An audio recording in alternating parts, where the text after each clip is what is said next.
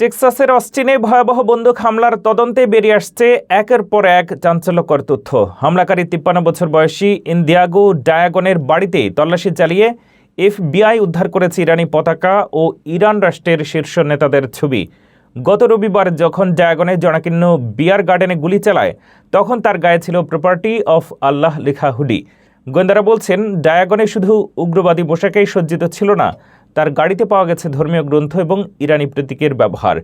FBI এর মতে এই ঘটনার পেছনে গভীর সন্ত্রাসবাদী যোগসূত্র থাকতে পারে। সেনেগালিজ বংশোদ্ভূত এই মার্কিন নাগরিক আগে থেকেই পুলিশের কাছে মানসিকভাবে অস্থির হিসেবে পরিচিত ছিল। মাত্র 1 মিনিটের তাণ্ডবে সে 2 জনকে হত্যা করে এবং 14 জনকে আহত করে। আমেরিকার বিদেশের যুদ্ধ কি তবে এখন নিজের রাজপথেই ফিরে এলো?